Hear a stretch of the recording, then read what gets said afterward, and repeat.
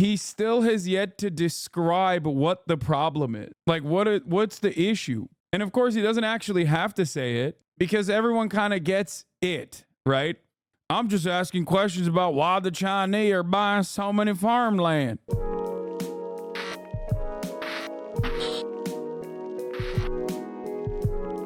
saying it. Dr. Phil on China buying U.S. farmland. I don't want to watch the Ludwig YouTube scary new CEO video. It's 50 minutes long, and that scares me more than YouTube CEO. Joe Rogan, please, let's just have monkey brain. Okay, sure, we'll do Joe Rogan monkey brain. The Joe Rogan experience. I've then dug into what's happening with Chinese buying, the Chinese government or Chinese nationals buying. What happened? Chinese.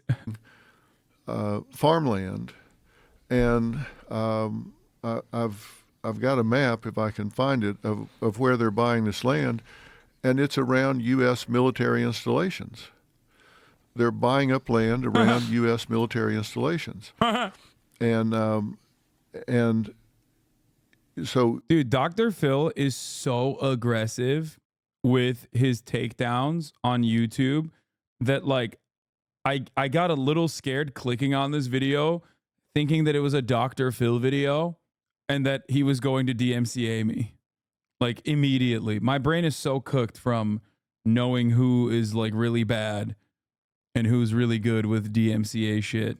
Rogan and Dr. Phil explain why UBI doesn't work and why the problem isn't income inequality, but income equality. Wait, what? Around U.S. military installations is so funny. It's like, bro, where... Like, the Chinese can't buy fucking farmland anywhere then because the U.S. military installations are everywhere, dog. The fuck? When you look at the amount of land that they're buying, it's not all that much. I mean, it's a lot of land, but given as much land as there is, it's like maybe less than 1%.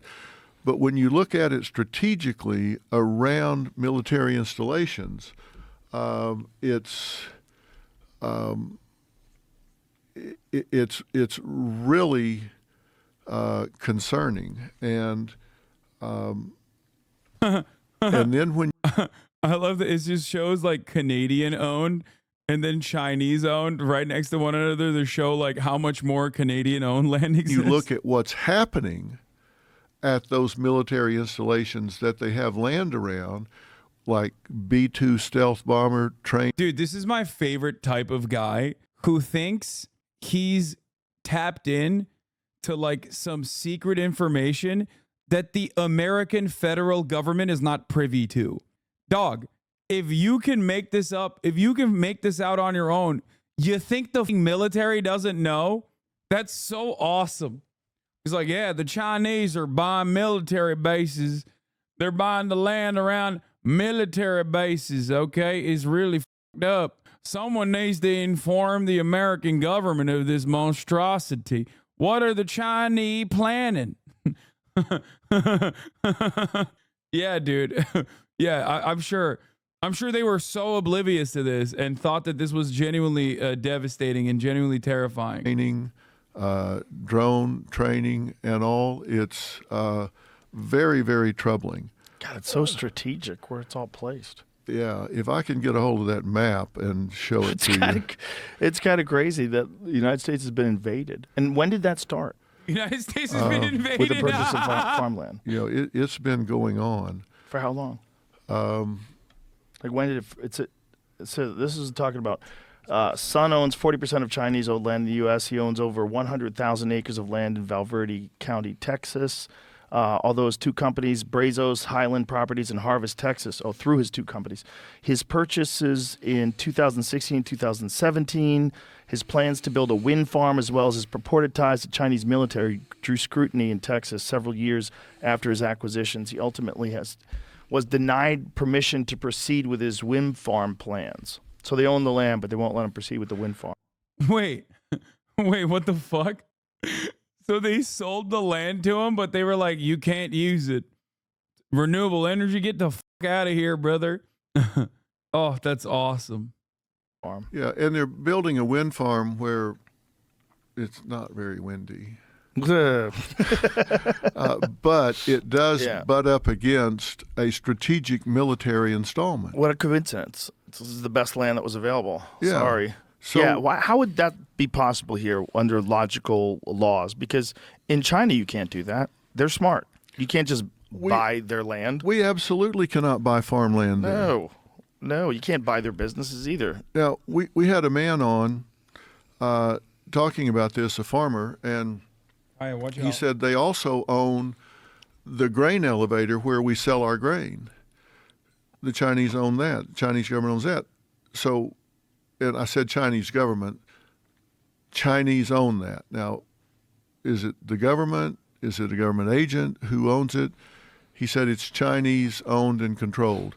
If they decide to stop buying his grain, I said, what happens? He said, well, Fucked. we're out of business. Yeah. Ugh. And then you take that, on top of that, the topsoil crisis in this country. Yeah. They've got like 60 more crops left. Yeah. Unless they do something radical to change Yeah. it. And again, I want to be real careful about how I talk about this because I'm not trying. Look, we have so many Chinese Americans here that are wonderful people that contribute so much. I don't want to say anything to create any animus against these people or Chinese people in general. So many of these people are trying to get away from the Chinese Communist Party. They're just trying to get away from them. How they're getting out, I don't know. It's a long way and it's expensive. And you don't just wake up in China and say, I think I'll take a vacation. That's not how that works. You got to get a visa, right? You got to get permission to leave. You got family back there.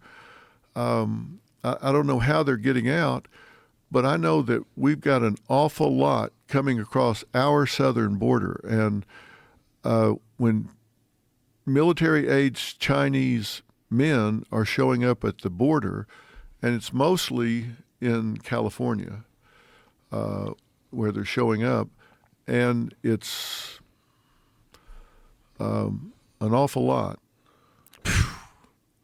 You really, Wild. You really have to wonder. You really do have to wonder. Did you ever think you'd be in a position where you'd be talking like this?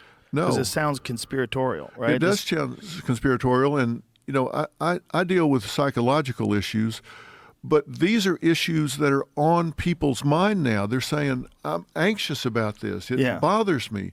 I feel like my family is under attack here. He's talking about the Chinese people coming in through the Mexican border. Yeah, except like those guys aren't buying the land. Those guys are unironically like running away because the reality is that most of the Chinese people that are either members of the party and like very wealthy, their descendants, their children come and like study here, make lives here. You know what I mean? Are here through legal means. And those are ironically the Chinese people that may or may not have connections to the Chinese government. Not that it matters, because obviously who the fuck cares? What do you think? Like they're invading secretly and not just living their lives in the same way that you would? Like there's no monolithic Chinese plight. Yeah, it's the old joke that China could never nuke the US because all their future leaders are in Ivy League dorms right now. It's true. It literally, it is. It's basically the Okinawa, no, not Okinawa, sorry. It's basically the Kyoto Protocol for the American government, where like the Secretary of War or whatever was like, yeah, we can't nuke, we can't drop an atomic bomb on Kyoto because I went there for, I went there on my honeymoon and it was beautiful. So let's just drop it on Hiroshima instead. By the way, that's like Oppenheimer bat chest, but that's real. There's a real thing that happened. What the fuck do you mean? Why are you bat chesting something that genuinely did occur?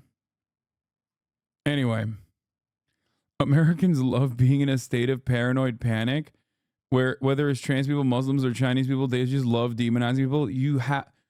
My friend, it is one of the fundamentals of fascism. You always have to have an enemy. an outsider that you have to fight. Because ultimately, when you're done fighting with the outsiders, then you're going to have to inevitably reduce your numbers internally. Like it's the Hitlerian principle of basically turning around and inevitably tightening up your ranks until your population, if you had succeeded, your population would resemble the Ubermensch. Anyway. We don't have the peace of mind that we used to have. We don't have even farmers are saying, this is troubling to us. We don't know what to do. Have any of you traveled outside of America? All countries have cultural enemies. Yeah, except the people that succumb to the moral panic, like the whipped up, astroturfed hysteria of trans people, Muslims, Chinese people, whatever are always universally reactionaries. That's the whole point. That's it. So yes, everybody has that because everybody's got a little bit of a reactionary slant at the end of the day. That's how this shit works, dog. Like everyone has an enemy. You have an enemy in the top of the hour ad break, where you look at the top of the hour ad break and you say, that's my enemy. I need to destroy it. And honestly, it's very simple to destroy. All you need to do is subscribe for $5 or for free with the Twitch Prime by connecting your Amazon Prime account to your Twitch account, where you get one free Prime subscription a month. Use it on your favorite broadcaster. Hopefully that's me. Do about this. Yeah. We don't know how to feel about it. We don't know what to say about it. I think you know how to feel about it. That's why you're bringing it up here. Jikri, thank you for the 5. Get the subs. And nobody's talking about this. Well, I'm talking about it. Well, I'm glad you are, because if not, we'll be talking about it when it's too late, and we'll be saying, how the f did we not see this coming? And what I want is, I think if people will start talking about it, people will hear us talking about it and say, these aren't crazy conspiracy guys. These are pretty commonsensical guys that are saying, we should just ask the questions. We should be asking, why isn't anybody asking the questions? And we're not the only people asking the questions, but we're certainly have big microphones to be asking the questions with. It's just a complete failure of corporate media that they're not asking these questions. Yeah, and that is the entire reason that I did this network, Merritt Street Media. Robin, and I was sitting at our kitchen bar at our house in California, and I was flipping back and forth between different news networks, and I was so frustrated. I said, why won't somebody just tell the truth? Why does everything have to be spin? Why didn't somebody... Dude, honestly, that's what I'm always... I'm watching the same corporate media, and I'm always thinking to myself, why are they so pro-China? I think Dr. Phil and Joe Rogan only watch the Hasanabi broadcast 24 hours on repeat. And even I'm not pro-China, okay? Of course, I am the most pro-China person by American standards. But it's crazy. There is literal animosity. There's very real hysteria surrounding Chinese people, the Chinese government in American news 24/7. Somebody to say what's happening and let us do it. The media just won't say it straight. And she was sitting there eating, she didn't even look up. She just said, well, you are the media. And I thought, yeah, well, and she said, you have a bigger audience than those last 3 combined, so why don't you do something about it? And Dr. Phil is going to do a special Chinese episode where he brings like Chinese Bad Babby or whatever the fuck and executes her live on television. Like, I'm doing this because no one else in the media would. You will answer for the crimes of the Chinese. Yeah, it really kind of hit me hard, and I thought, why don't I do something about it? I mean, what he brings on Yeonmi Park. He's like, you're a type of Chinese, right? You're some kind of Chinese. Same shit. Y'all communists, just like you're a communist, just like the Chinese. Why don't I create a platform to just ask the questions and tell the truth without all the spin and let people make up their own mind? I mean, somebody needs to say, have you thought about or did you know that last year 33,000 plus Chinese came across the border illegally? Did you know that? And I just want you to know and do with it as you will. And if it causes you to start asking questions and writing your congressman or asking questions of them, then great. But you ought to at least know this is happening. I don't want you to come up 5 years from now and say, well, nobody ever said anything to me. Well, yeah, they did. I raised my hand and I said it. And maybe it'll cause somebody else to say it and somebody else to say it. Has anybody had a conversation with you about this that has an opposing perspective?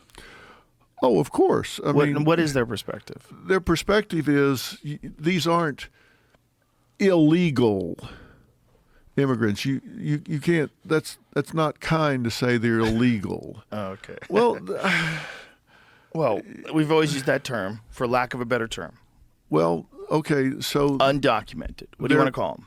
well, that's unkind. They're migrants, and I understand they want to be here. I don't begrudge them that. If I was living over there, under an oppressive government like that, I would want to be gone, and I totally get it.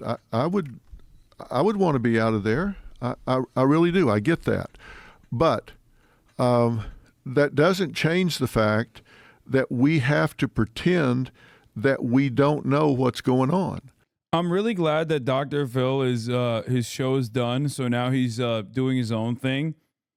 And in an effort to do his own thing, he's decided to cover things that the media not dare cover, which is, why are there questions like, why are there so many Chinese? I thought this was America and not communist China. By the way, the best part about this, which is always the case with like so much of the reactionary commentary, is that he still has yet to describe what the problem is. Like what's the issue? And of course he doesn't actually have to say it because everyone kind of gets it, right? That's how it works. He has yet to tell what the problem is. Like, I'm just asking questions about why the Chinese are buying so many farmland. And it's like, what do you mean? What is it? They're trying to do a Xinjiang to American Muslimans here, brother. I'm telling you, they want to put the Muslims to work at the farmland. We need to be aware of it, and if it means that we need to say, look, this is concerning. We shouldn't be selling farmland around military installations. There's a lot of land to buy. Wonder why they're buying it right up against military installations. Have any politicians talked about this? Has Trump ever talked about this? Not that I am aware of. Why would that he will not now. be something he would bring up? Well, you would certainly think he would. Yeah. I mean, I know How deep does the well go? Turns out Trump is also in the pocket of big Chinese food. he's talked about the border, but I don't think he's talked about it in depth. Is it possible that he's not aware of it as far as the way you're aware of it? Dog, he was the president. If this was a national security concern, do you think the president would not be aware of it? Oh my God. Oh my God, you're so dumb. Why are they so fucking stupid? I'm losing it, dude. Like, do you really think the motherfucking president of the United States of America, where both parties are stoking the fires of war against China anyway, if they did not consider this as a national security risk, do you think that they would not have mentioned it? Like, especially Trump. Oh my God. Oh God. He's not stupid, bro. He's doing old school Alex Jones shit. To be fair, he didn't read the briefings. yes, the only reason why this was not a problem, but maybe he will bring this up now, is because having this conversation now will make this a talking point. The press, or first it will be like the Tim Pools of the world being like, this massive conspiracy has been uncovered by the brave truth tellers of Dr. Phil and Joseph Rogan. And then it will inevitably, slowly but surely, if it is a good enough issue to fucking shit on, it will make its way to Fox News. And inevitably, Trump will talk about it because he reads the room and realizes that this will be a fun issue to radicalize people around, and inevitably will talk about it. And then everyone will celebrate Dr. Phil. But of course, for bringing this up, but of course, if this was already a matter of national security, if this was a national security concern, it would never be allowed. The American government is obviously very afraid of Chinese interference. Do you really think that the American government is not like paying attention to things that this fucking bald asshole is able to find out on his own? That is a crazy take. How did he find out about it? I'm sure there was like some news broadcast that covered it. God, how could he not? How could he not be? But then again, the guy's got like 5 legal cases going on. He's running. Yeah. Also, as Megaphonics pointed out, Joseph Robinette Biden has literally done more economic isolationist, economic protectionist, anti-China legislation that is actually pro-America and American manufacturing than motherfucking Trump has. So there is that reality as well. So the idea that like Joe Biden isn't sufficiently anti-China is a ridiculous one, but you know, that's besides the point. Running for president. He's selling sneakers. Yeah. See his sneakers? No, I saw fresh. that he was I'm selling. getting a pair for Tony Hinchcliffe. They're perfect for him. They're gold. They're gold sneakers. He's got like 3 pairs. One's white, one's red. Yeah. Wow, that's rough. Well, hey, stop it, Jamie. $400, that's like expensive. Oh, I heard there was 5,000. That's what I think they're already sold out. They're selling them online for $5,000. Because we were gonna wear them for Sober October. Okay, Look at those things. Look at these monstrosities. Look at these things. Oh wow! You're gonna get a pair? Oh hell yeah! I can see Okay. Dr. Phil rocking a Trump gold. How do shoes. I airdrop something to you? Oh, here we how go do you again. come up? Oh, this is It'd awesome. be like Jamie's MacBook Pro, Got MVP. it. Got it. Bam. I just airdropped this to you. It says waiting. I am accepting it. The only thing I respect Dr. Phil for is the fact that he's still kept that haircut. Like the give it up fam, it's over haircut. He has it. The horseshoe. I do respect that. That's some real old school shit right there. Okay. Just like my grandpa. You never see that. Okay. What is this? This is this map with the military installations. You got to look at this. Is it similar to what he just showed? No. Jamie just showed where the farmland was. Yeah. So This is different. Look Okay. at this. So there's the military. That's the farmland. There's the military installations on top of it. Oh wow. Wait a minute. The bulk of this is not near military installations. Wait, if I had not seen this, I would not have thought. Like I would have lent credence to Dr. Phil's argument more. What the fuck, dude? Wait, first of all, in America, you can't throw a stone without hitting a military installation.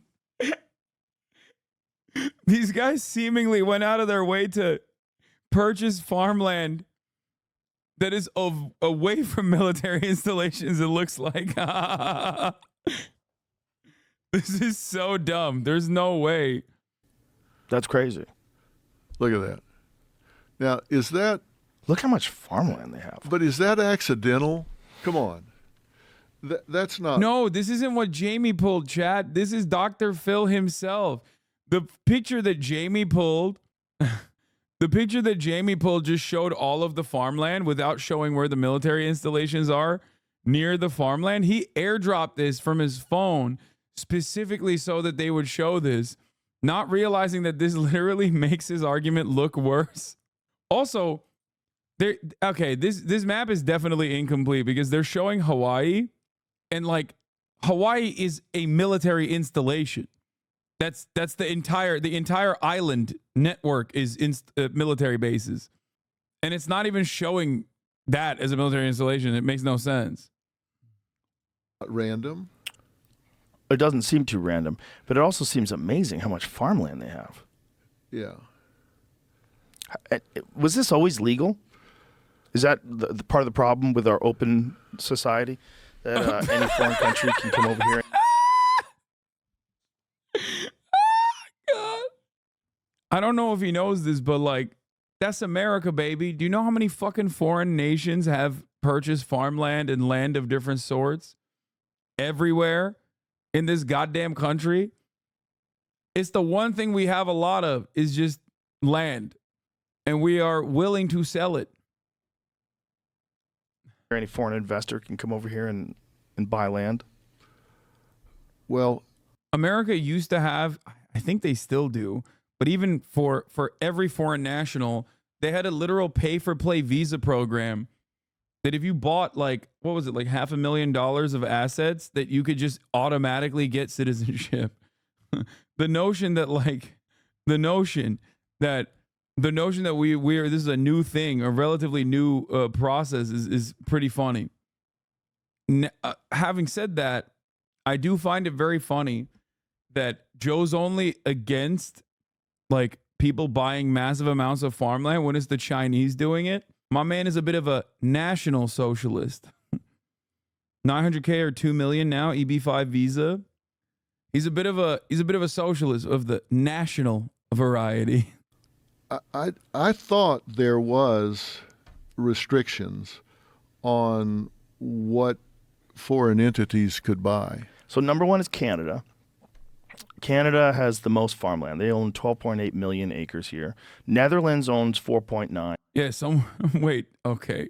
Jamie, you can't be doing this, my boy. Come on, dude. You're going to get fired. Dog. You're going to get fired if you keep this shit up. You can't. This is like if you were making an argument that like being a police officer is the most dangerous job in America, and Jamie pulls the same exact statistic of like most dangerous jobs in America, and police don't even crack the top 20. China is number 18 in acres owned. Italy owns 2.7, UK 2.5, Germany 2.3, and China 380,000. 380,000. And this is as of 2023, Summer. June of last year. Yeah, it seems pretty strategic where it's owned. What the fuck are you saying? Yeah, because if you put that back up for a second, let me tell you what's at some of these places. What it says right at the beginning is Land near the Air Force Base in Grand Forks, North Dakota, sending lawmakers into a frenzy in 2021. Wait a minute. Kind of seems like the media is covering it. Hold on, Dr. Phil, you can retire. Dr. Phil, it seems like these publications are covering it after all. Maybe it's all right. You can retire after all, sir. Thank God. Yeah, there's another thing that Mike Baker, who's from the CIA, had brought up, is that one of the things that they're doing is selling cell phone tower equipment and selling routers and undercutting other companies and making like really good deals so they can set up these cheap routers and cell phone companies. And, a lot of these have been proven, especially with the company Huawei, right? When they outlawed Huawei from selling phones in this country. Yeah. They were proven that some of their technology has third-party access. They can do things and siphon information and perhaps even, intercept cell phone signals. Yeah. Well, at that where they bought in Utah, it's the largest supersonic authorized restricted airspace in the United States. They've got land right next to it. Whitman Air Force Base, B-2 Spirit Stealth Bomber Base, missile and drone operations, MQ-9 Reaper, Global Strike Command, 3 intercontinental ballistic missile wings. What the hell is Dr. Phil grifting right-wing misinfo too? Why is this the path of every wise celeb? Because it's easy, my man. If you want to sell shit, you got to sell to stupid people. Stupid people will buy shit. It makes total sense, guys. That's why I always laugh when motherfuckers are like, Hasan, you're such a grifter. It's like, yeah, dude, that's why I chose the worst path to grift. It's so easy.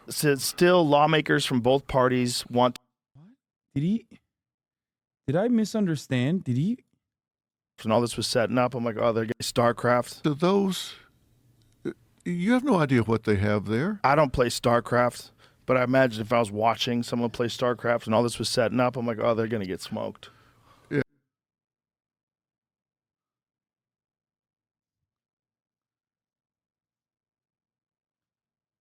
Did this motherfucker mention StarCraft while talking about Chinese nationals buying farmland? China building pylons by enemy minerals right now. Yeah, that's. I mean, it's just.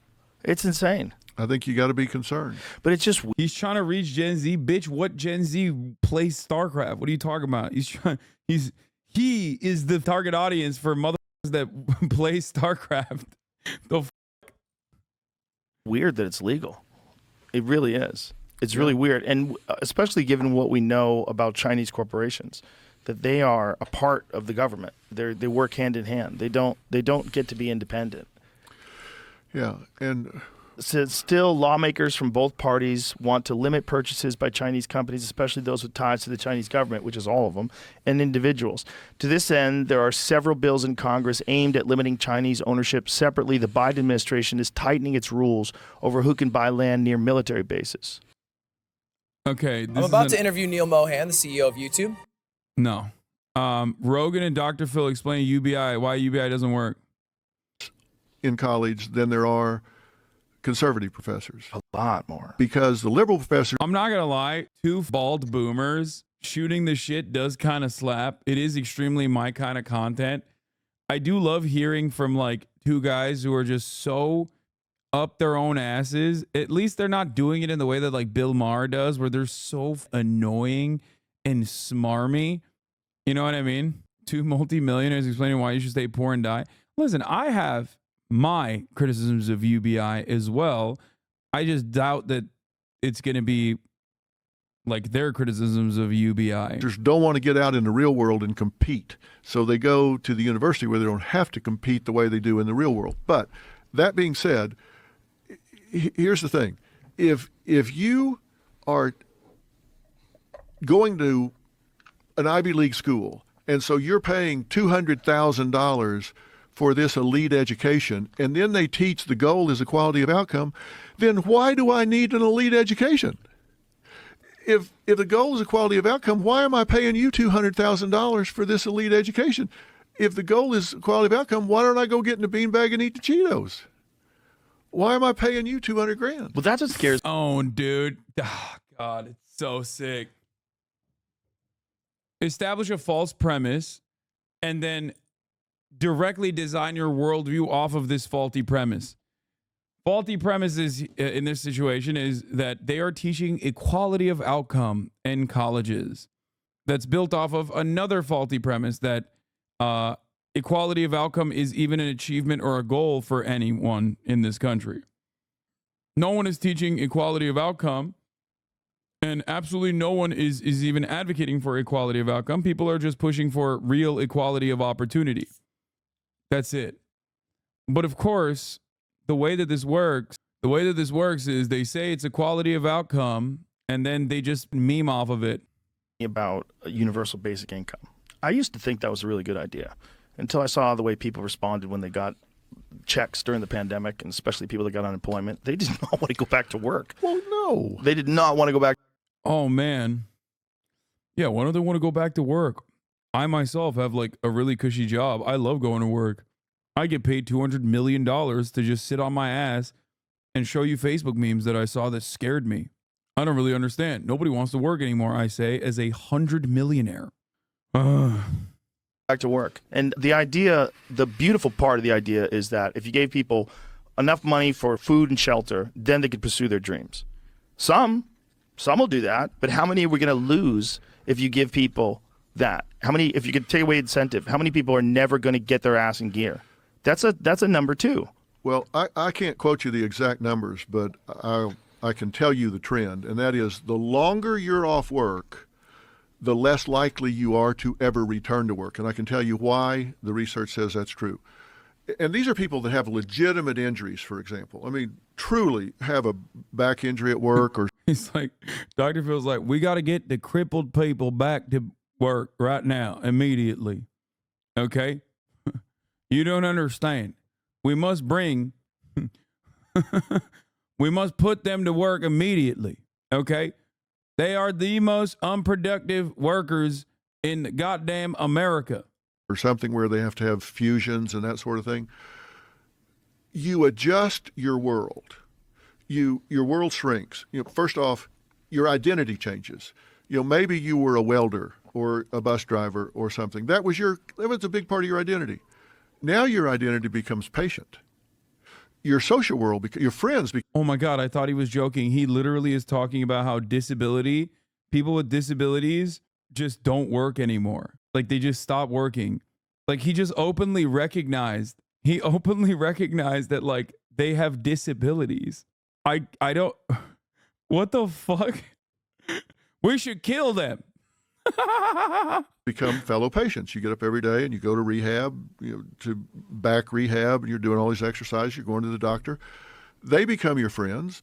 Your world shrinks down. You adjust. You say, well, we're going to have to get by with one car. I can't drive anyway. You'll have to drive me. We can sell one car, keep one car. Your world shrinks down. You adjust to it.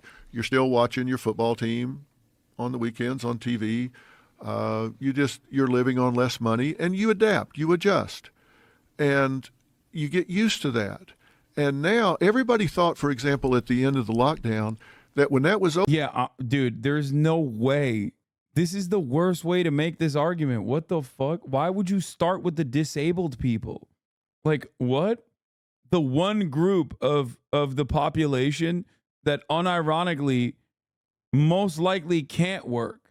Like, what?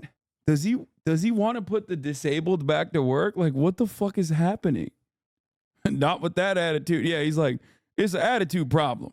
I know that you now have a crippling opioid addiction as a consequence of the overprescription phenomena after your back broke on the job site and now you can barely move.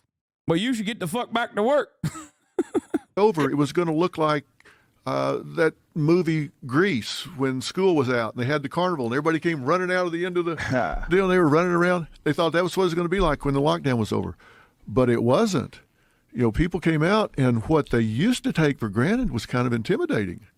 They were like, is it okay to be out here? What are we going to do? They didn't want to go back to work. It gets intimidating. So they get used to it and they get comfortable. I was shocked when people said, what happened to the supply chain? Well, you paid people more money not to work than to work. Wait, what? Does he think that like the global supply chain suffered the same issues that like was a little bit of a hiccup for like, I don't know, American small businesses? Is that what he's saying? Like he thinks that like the Chinese are too busy buying our lands and being disabled. They were like, hey, I'm not going to work no more. I'm just going to go buy American farmland. That's what the hell happened. What the They gave them unemployment plus a bonus and then a bonus on top of the bonus. Plus, they didn't have the money for the commute, and gas was $7 a gallon in California. You remember that? It was $7 a gallon there. And so they thought, well, I don't have to spend $200 a week on gas, and I can sit here. Well, that's what happened to the supply chain. Nobody wanted to work. Their world shrunk down. And the problem in America, and I talk about it in a section in the book, is not income inequality, but income equality. If you look at the bottom 20%. Dude, this is so cool. Like, in an effort to find a more creative way to shit on the working poor, Dr. Phil has basically arrived at disabled people, which is like objectively the one group of people that most Americans recognize need help. You know what I mean? It's pretty sick that he was like, what's next? Is he going to do commentary on the children don't want to work? Back in the day, they used to work in the mines. They would learn a valuable lesson, all right? Support beams and whatnot. When it fell on a child, it killed them, it crushed them. The other children learned about support beams and the importance. What about the elderly? The elderly don't want to work no more. These are unproductive workers. We must make sure that the disabled, the children, and the elderly get the back to work. And if they don't want to do that, well, that's why the entire global infrastructure fell apart. And compare them to the middle 20% of the distribution. The difference, the bottom 20%, only 5% work full-time. The middle 20%, 95% work full-time. And the difference in their incomes is single-digit thousands because of all the entitlement programs for the bottom 5%. No, you f***ing idiot. It's because people don't get paid. What the dog? People love talking about like, oh, we don't have engineers. Everyone wants to be an influencer. And it's like, yeah, dumbass. I wonder why. It's like the only viable industry where you can seemingly make money, even though it's also obviously a dead end for the 99%, but at least like People see people like myself and think, oh, I'll make it like that. I love the notion when people go, oh, we need more engineers, brother. We need more plumbers. It's like, yeah, they need to get paid more. So dumb. And even then, nowadays, like engineers themselves basically are only working because they're passionate about being an engineer half the goddamn time. Basically, every industry has become teacher-fied. Teaching is a passion. That's it. Nobody goes into teaching in the United States of America because they think they're going to make out like bandits, okay? They don't. They do it because they're passionate about it. And nowadays, in the, not gonna lie, that's a bad take, those two industries make a lot. Did you just say teachers and engineers? Those two examples get paid a lot. Teachers get paid a lot.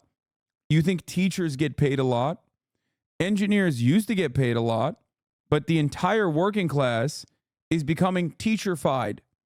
Oh, plumbers and engineers. No, plumbers get paid a decent amount. I thought you were talking about teachers.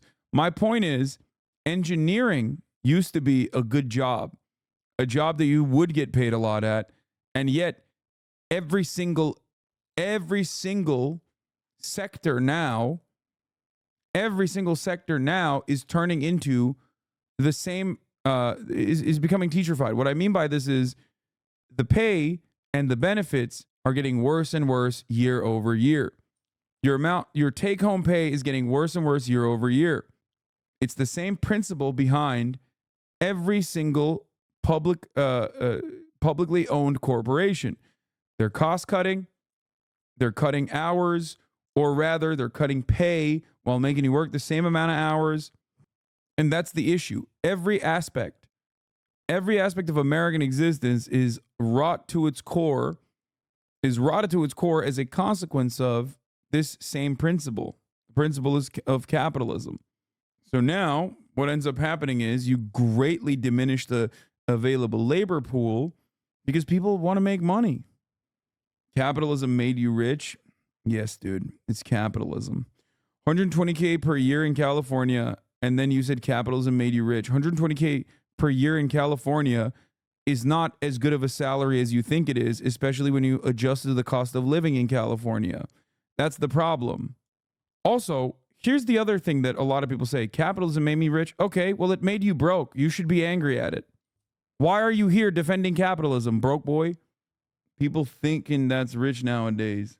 Everybody's got that same entrepreneur mindset. They're like, listen, big dog, you don't get it. If I defend capitalism hard enough, one day I'll be rich. People who don't own capital defend capitalism the hardest. That's what I mean. It's like, bro, show me the factory deed and I'll let you have this take. Your busted down, hand-me-down 1994 Honda Civic with the VTEC is not capital, okay? You don't own shit, dog. You ain't got no passive income. Why the fuck are you defending capitalism in here? Let's go ban for ban. Food stamps, unemployment, rent subsidies. There are 100 programs. And when you get all of that money that they get for free, the difference between them and these that work 95% of the time is single-digit thousands. How crazy is that? It's pretty crazy. It definitely doesn't incentivize you to do anything different. Why would you want to bust your ass all day, logically, doing a job that you hate, traveling, commuting, spending all that money on gas, when you can make a real similar amount doing nothing? As a corporate accountant, the most prolific thing I see are salespeople that are entrepreneurs is an epidemic. They are poor but defend capitalism so hard. Yeah. It undermines a meritocracy. And the point is, if you're working in that middle 20% and you work hard, then you might wind up in the next 20%. And now all of a sudden, there's a bigger difference. And yeah, that'll show those poor. Why are you cheering, Fry? You're not rich. True, but someday I might be rich, and then people like me better watch their step. Straight up. Like, I get why this asshole is defending the system and shitting on how entitled the poor are. Okay? I get why both of these fucking assholes have this perspective. But if you're in my chat, it's infinitely less likely that you're in this group of wealth. Okay? You're talking to two dudes whose net worths are insane. And you're over here being like, capitalism made you rich. It's like, what do you want me to do? Say the same shit they're saying then? Is that what it is? Will that make you happy? Yeah, dude, the poor are poor because of moral failure. Okay? They don't work hard enough. Is that what you want to hear from me? I don't understand it. What is the argument from the people that come in here to be like, you talk shit on capitalism, sure it made you rich? I get why people hate Mr. Beast, but I never get why people dunk on the poor who are poor. It is a profoundly American framework. Americans do see wealth as good, and Americans see the working poor as those who have some sort of moral failing. They think poverty is a moral failure. He mentioned commute, like it doesn't take 3 to 5 hours to get and maintain services.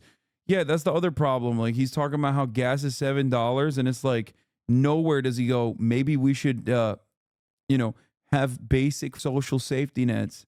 Like we should have public transit. It doesn't make sense. That's because of the blasphemous grift of prosperity gospel has broken people's brains. Yeah. Traveling, commuting, spending all that money on gas when you can make a real similar amount doing nothing. It undermines a meritocracy. And the point is, if you're working in that middle 20% and you work hard, then you might wind up in the next 20%. And now all of a sudden, there's a bigger difference. And that's why we've got all of these quiet quitters and lazy girl jobs and all that. You kind of have to pretend poverty is a moral failure to get by, because then you can feel like you'd never be poor if you act like a moral person, even though it's more like the opposite. But they also understandably hate the fucking rich. Like many Americans, like sure, there are a lot of people who think the rich are prosperous and glorious, right?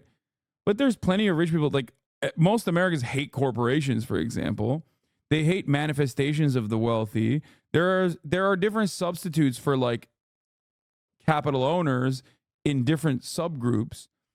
Like if you're a Republican, you hate the bi-coastal elite. But what they're talking about when they're talking about that is that they hate, rich people. They hate corporations and the wealthy. So even then, they kind of recognize it.